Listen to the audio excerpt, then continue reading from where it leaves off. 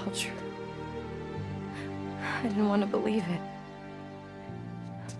What are you talking about? God, this is my fault. I don't understand. I should have seen it when it first went in.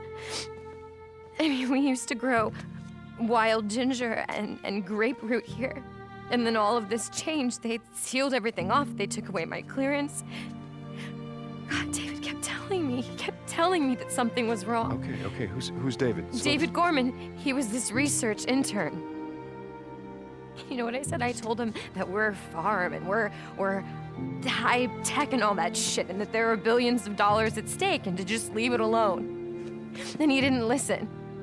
He hacked the system, he got behind the firewall, he told me that this was some sort of classified project or something, I don't know. Classified project, just slow down and... He wanted to be the next Edward Snowden.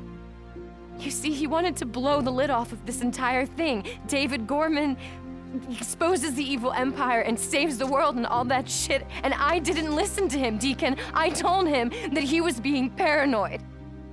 And he must have broken in here and then gotten some sample of whatever the hell they were cooking in here. Well, I don't understand. What do you mean? I pieced it together myself a little while later.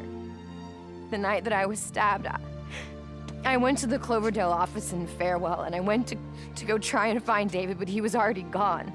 He'd been gone for 2 weeks.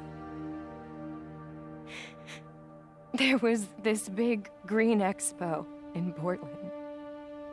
He must have gone to see a reporter. He was probably infected and he didn't even know it yet. Oh my God. And 2 days later,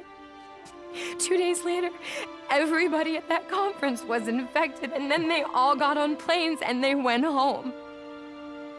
And a week later, 2.5 billion people were dead. Sarah, this couldn't be your fault. I mean, you couldn't have stopped them. You How don't could you understand. have stopped? It's the research. My research was a part of this. Deacon, I was a part of this. They used me.